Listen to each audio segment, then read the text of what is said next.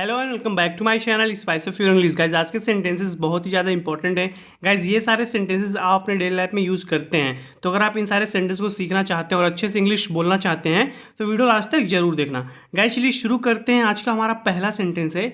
यहाँ पर ये बोला कि तुम्हारी बाली, योर ईयरिंग तुम्हारी बाली। इसका बाली ज़मीन पर गिर जाता है तो ये लेके आके देता है, तो बोलता है कि योर ईयरिंग तुम्हारी बाली। तब ये पूछ रही कि तुम्हें कहाँ मिली, where did you find it, where did you find it, तुम्हें कहाँ मिली, where did you find it. ये बता रहा है कि नाइट क्लब के बाहर ज़मीन पर पड़ी थी। It was lying on the ground outside the night club, it was lying on the ground outside the night club. Night club के बाहर ज़मीन पर पड़ी थी। It was lying on the ground outside the night club. आप इस हालत में गाड़ी चला पाएंगी, will you able to drive in this condition, will you able to drive in this condition, आप इस हालत में गाड़ी चला पाएंगी। तो गाइस ये ड्रंक है तो ये पूछ रहा है कि क्या आप इस हालत में गाड़ी चला पाएंगी, will you able to drive in this condition. मुझे लगता है कि मैं चला सकती हूँ, I think I can manage, यानी कि मुझे लग रहा है कि मैं मैनेज कर लूँगी।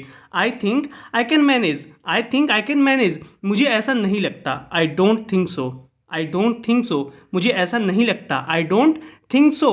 क्या मैं आपको छोड़ दूँ, can I drive you home, can I drive you home, क्या मैं आपको घर छोड़ दूँ। Can I drive you home, मैं घर जाकर क्या करूँगी।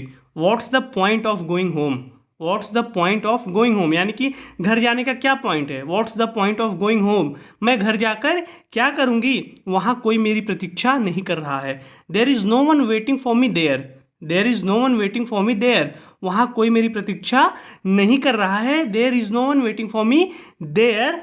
एक काम करो, मुझे सुल्तानपुर ले चलो। Do one thing, take me to Sultanpur, do one thing, take me to Sultanpur. एक काम करो, मुझे सुल्तानपुर ले चलो। मेरी सहायता के लिए धन्यवाद, लेकिन तुम वापस कैसे जाओगे। तो गाइज ये घर पर आ गई है तो बोले कि मेरी सेल्फ हेल्प करने के लिए धन्यवाद, thank you for helping me, but how will you go back, लेकिन तुम वापस कैसे जाओगे।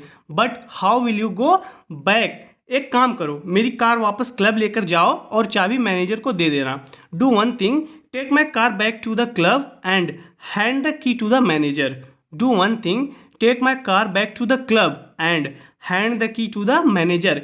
एक काम करो, डू वन थिंग, मेरी कार वापस क्लब लेकर जाओ।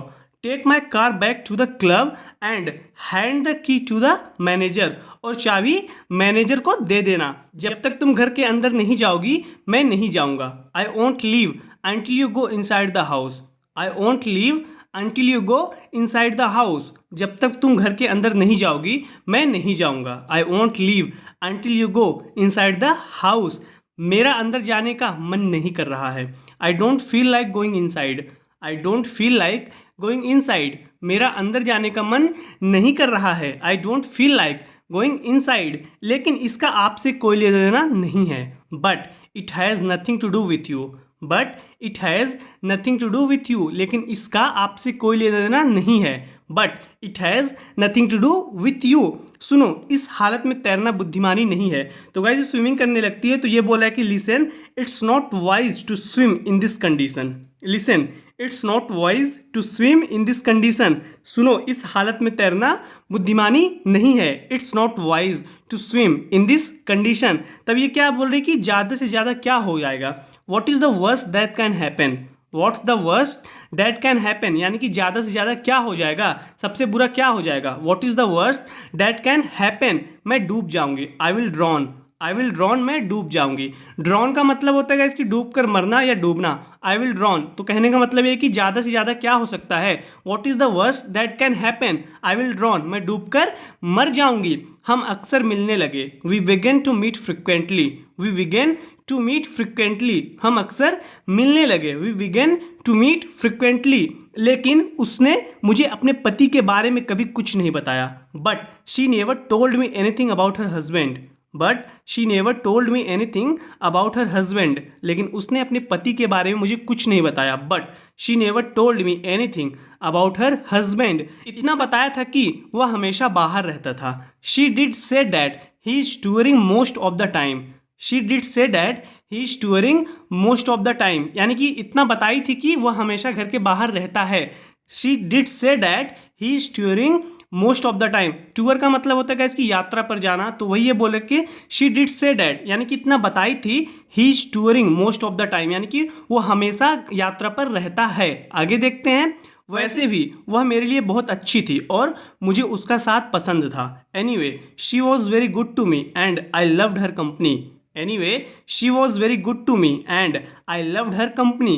वैसे भी वह मेरे लिए बहुत अच्छी थी। Anyway she was very good to me and I loved her company, और मुझे उसका साथ पसंद था। जब मुझे पता चला कि मेरे बॉस उसका पति है, when I found out that my boss is her husband, when I found out that my boss is her husband, जब मुझे पता चला कि मेरा बॉस उसका पति है, when I found out that my boss is her husband, मैं डर गया। I was scared, I was scared, मैं डर गया। आप ऐसे बोल सकते हैं गाइस कि आई गॉट स्कैर्ड, मैं डर गया, या आई गॉट फ्रीक्ड आउट, मैं डर गया, या आई वॉज स्कैर्ड, मैं अपनी नौकरी खतरे में नहीं डालना चाहता था तो मैंने उससे मिलना बंद कर दिया।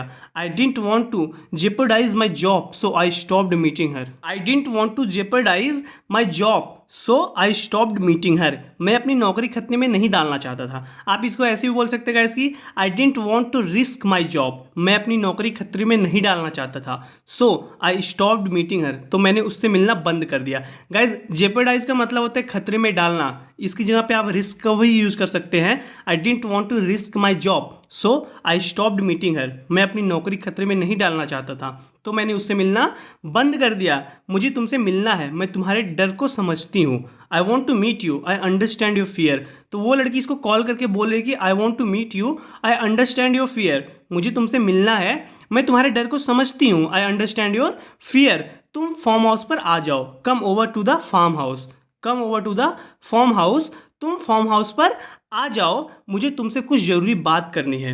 आई want to tell you something important, I want to tell you something important, मुझे तुमसे कुछ ज़रूरी बात करनी है। I want to tell you something important, Sameer अगर तुम नहीं आओगे तो मैं तुम्हारे घर आ जाऊंगी। If you don't come over Sameer then I will come down to your house. If you don't come over, अगर तुम वहाँ नहीं आए Sameer, then I will come down to your house, तो मैं तुम्हारे घर पर आ जाऊंगी। If you don't come over Sameer then I will come down to your house, Sameer अगर तुम नहीं आओगे तो मैं तुम्हारे घर आ जाऊंगी। मुझे उसकी फिक्र हो रही है। I am really worried about him, I am really worried about him, मुझे उसकी फिक्र हो रही है। तो गाइज यहाँ पे यू की जगह हिम रहेगा। I really worried about him, मुझे उसकी फिक्र हो रही है। उसे इतना अपसेट कभी नहीं देखा। I have never seen him this upset, I have never seen him this upset, उसे इतना अपसेट कभी नहीं देखा। तो यहाँ पे ये बोल रही है कि I am really worried about him, मुझे उसकी फिक्र हो रही है, मैंने उसे इतना अपसेट कभी नहीं देखा है।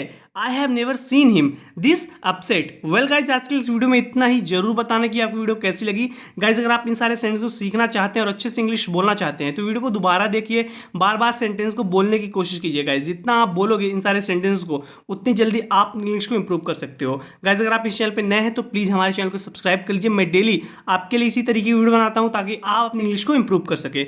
गाइज मैं आपसे अगली वीडियो मिलता हूँ। Till then take care, keep practising and thanks for watching.